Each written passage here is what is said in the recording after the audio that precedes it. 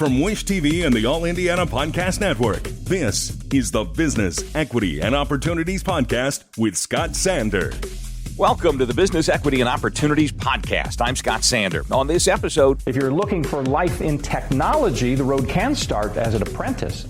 A new Nature Conservancy report on clean energy. And a local company shows off its ground game.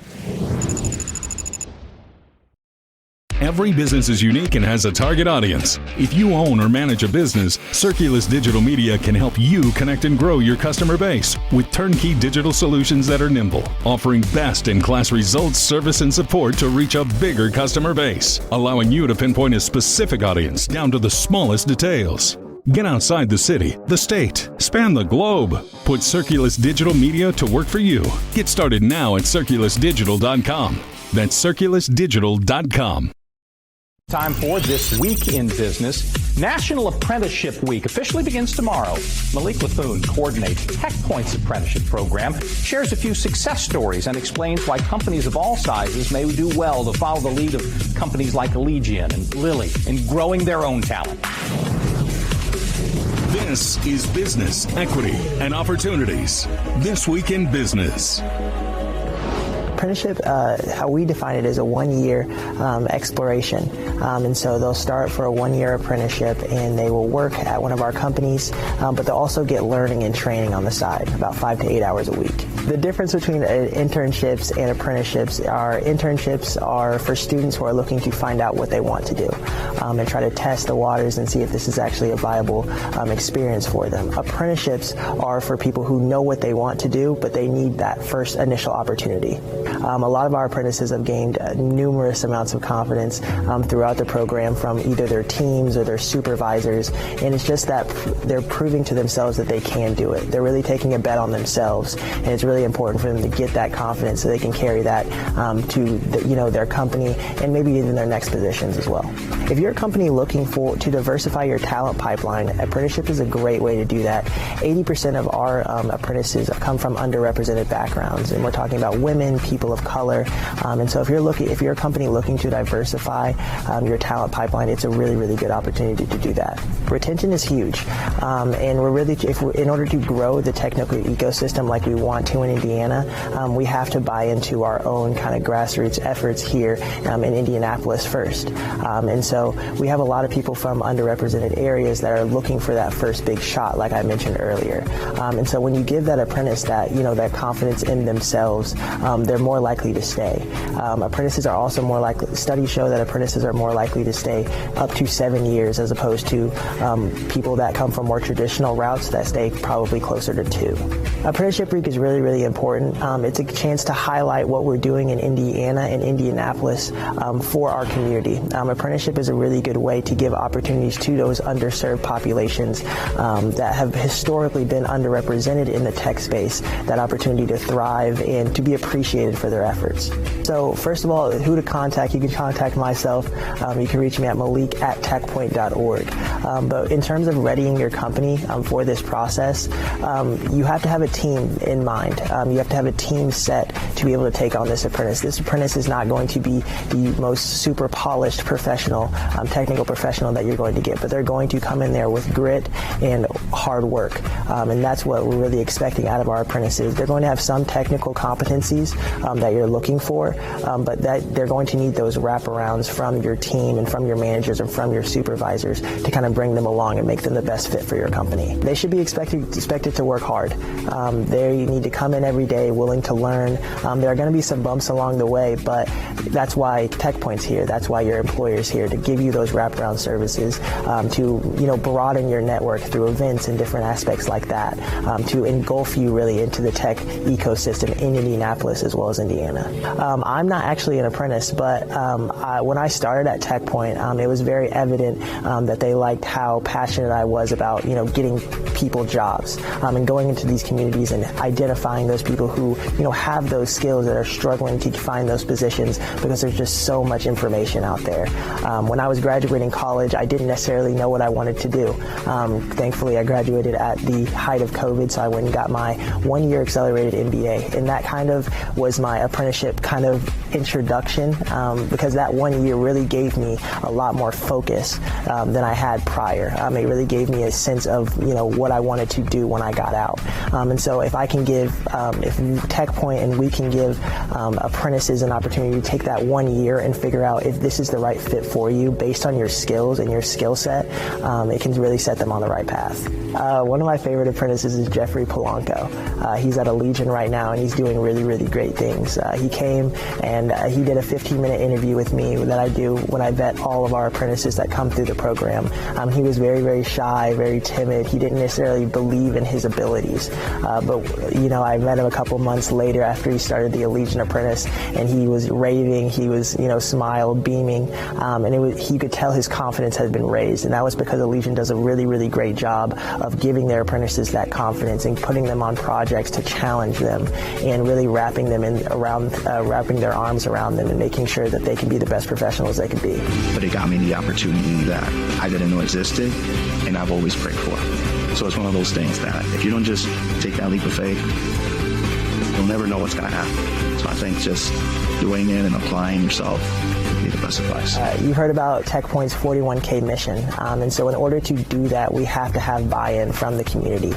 We have to have people believing that we can bring 41,000 Hoosiers into the tech workforce by 2030. And apprenticeship is a big part of that, and bringing in our underrepresented population like women and minorities is really, really important to us. If people buy into this apprenticeship, it's really going to give other people more confidence to step forward. We have a lot of training partners in the city of Indianapolis and in Indiana, and those people coming out of those training programs need that confidence. And when you see someone that looks like you in these particular positions that have been doing apprenticeship for a year, been getting paid a salary, and are staying at their companies or moving on to different companies and doing the same type of position, that gives them more of a confidence to move forward with their kind of experience and kind of believe in themselves in that way. So anybody that comes through the apprenticeship program through TechPoint has a 15-minute meeting with myself, and that meeting is to really give them an idea of what to expect from the program. We're really big on transparency and making sure they understand what this opportunity really means. It's not a walk in the park, but it's a really serious opportunity. If they're willing to take that and take it by the horns, it's going to be really, really great for them. And so that 15-minute conversation is then followed by them filling out a profile. That profile gives us an idea of kind of what their technical competencies are.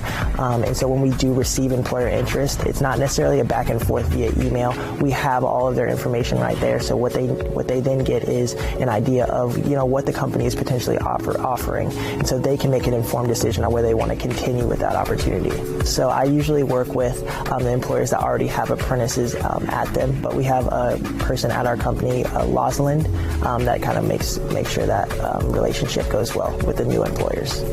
They get, free training. We give them free training workshops that they can do while they wait on employer interest. And so it's a really cool opportunity for them to continue to skill up while they're in a waiting kind of period. And I always tell them to use this as a resource. Don't let this be the end-all, be-all of your, technical professional search. Take interviews, continue to skill up through the different training programs that we recommend. But make sure you use this as a resource. Running your business day to day. Sean Mobley is a Senior Policy Associate for Climate and Clean Energy with the Nature Conservancy. The organization has released a new report on clean energy. This is Business, Equity, and Opportunities. Running your business day to day. My name is Sean Mobley. I'm the Senior Policy Associate for Climate and Clean Energy. So what that means is I spend a lot of my time on our government relations team engaging on climate and energy policy, but I also lead our climate strategy for the state and working with companies and local units of government on clean energy and climate issues. So the real goal of the report was to determine what the renewable energy demand coming from the business sector is in the Midwest as a whole, but also in Indiana. And I think the findings are kind of shocking. Over 50% of our largest companies in the region have either aggressive emissions reduction goals or renewable energy goals. And so what that means is that we need to think about, as a region, as a state, how to site and procure renewable energy in a way that considers not only the climate and carbon impacts, but also our communities as well as conservation outcomes as well. The Paris Accord, a lot of companies kind of coalesced around that, setting emissions goals to keep temperatures from rising from 1.5 degrees Celsius from 2005 levels. So I think that is kind of the ultimate goal, is to create a more sustainable future. But I think in Indiana, the main outcome comes down to economics. It makes the most economic sense to transition to more sustainable sources of energy for their business models. So a lot of companies have net zero goals by 2050 or 100% renewables by 2025. It really varies, but I think that is company to company. But really what this report shows is that there is demand coming from over 50% of Indiana companies, as well as all 5 of our investor-owned utilities, transitioning to clean energy, and we need to think about how to site that clean energy. With the business community, it comes down to the siting of these projects. For our larger emitters, they have a larger draw on the electricity system to conduct their business. When they have the desire or the goal for renewable energy generation, where that is sited has hundreds of factors coming into that. So the biggest misconception, I think, is that renewable energy and community involvement and conservation efforts and agriculture conflict. The Nature Conservancy has developed tools and science-based instruments to help these companies, both clean energy buyers as well as the clean energy developers, find areas around the state and in the region to find these areas where there's this low conflict but high opportunity for renewable energy development. So I think that's the biggest misconception, is that if you have a commercial scale solar installation, that you're detracting from our agricultural sector. And we don't think that's the case. There are areas in the state where we can incentivize or prioritize co-location, so you have wind and solar on the same acreage of land, maximizing the amount that is still in the agricultural sector. There is agrovoltaics, where you install the project where you can still conduct farming. Purdue University is doing a lot of research on agrovoltaics. So there are a number of different things that lawmakers, decision makers, and local units of government can consider when thinking about this, so that there isn't that constant not in my backyard NIMBYism happening when it comes to renewable energy. We've made some great progress. From 2021 to 2023, there was a 15% reduction in our coal consumption for electricity generation, and that's impactful. But we need to be doing more. I think that the business demand is showing that we need to do more. But we need to do it in a holistic, smart, science-based way. Again, that consider those 3 C's. We have a tool called Site Renewables Right that takes into account our most critical habitat and wildlife areas, so that clean energy buyers and developers can avoid those areas. My hope for the future is that we can help our business community reach these renewable energy goals while protecting one of our most important economic sectors like agriculture, and while protecting habitat and wildlife and our people and communities from the negative impacts of climate change. Time on business equity and opportunities to focus on an industry. We recently sat down with Shannon Taylor, CEO of Class Act Transportation, about turning an opportunity into a mission to provide transportation needs to the sports and entertainment industry. This is Business, Equity, and Opportunities. Industry Focus. My name is Shannon Taylor. I'm a Chief Executive Officer of Class Act Transportation, which now we're expanded operations to Class Act Transportation Indiana. And so we have a complete ground transportation company, and we recently partnered with Wish TV is to do the transportation for talent as needed throughout the city and state. I sold actually cars in 2013, and I walked in and they said, sell me this pen.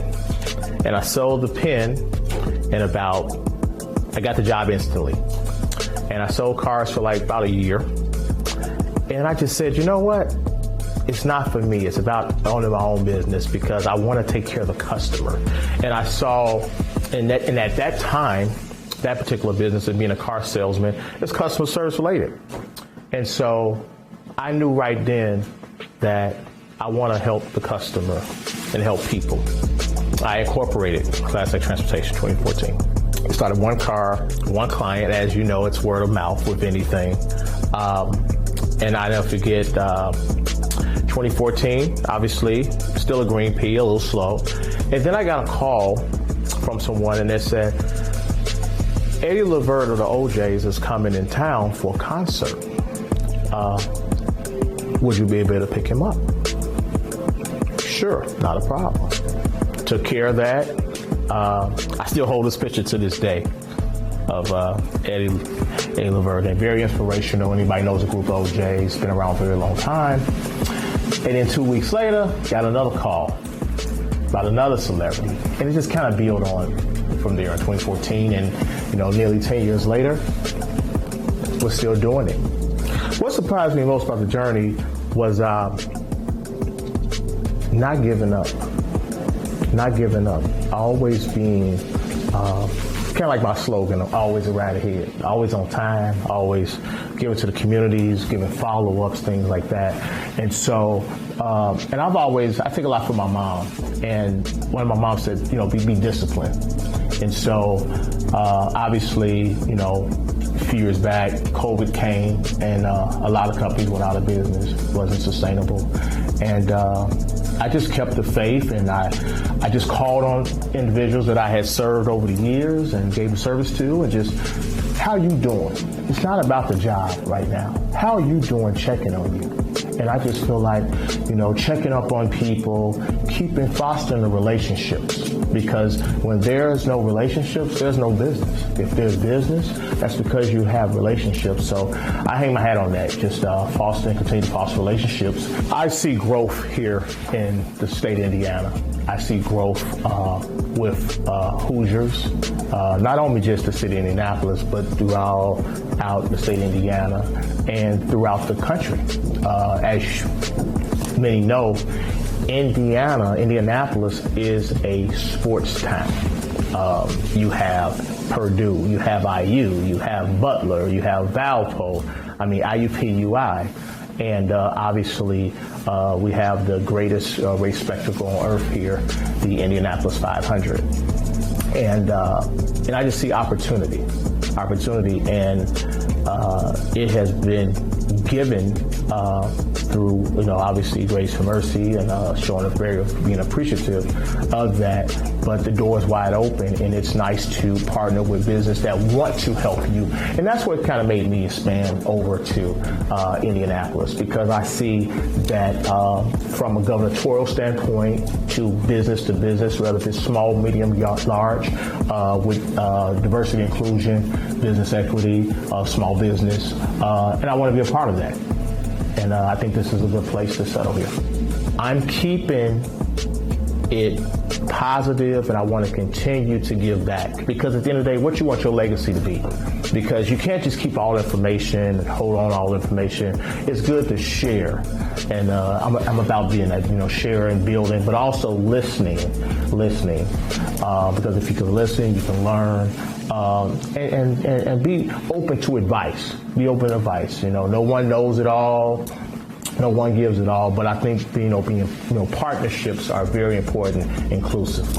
As a small business, I'm looking to grow, but most important of growth, being able to help people, community serve. That's important to me. Helping communities, helping other businesses. If I know something, I know someone, whether it's a person that does has a florist, a person that does fencing, a person that does a window cleaning. Share that information. You know, that's what I would want my legacy to be, that Shannon Taylor of Classic Transportation, he was always sharing and giving information, helping one another, helping people. And I think that's just so important.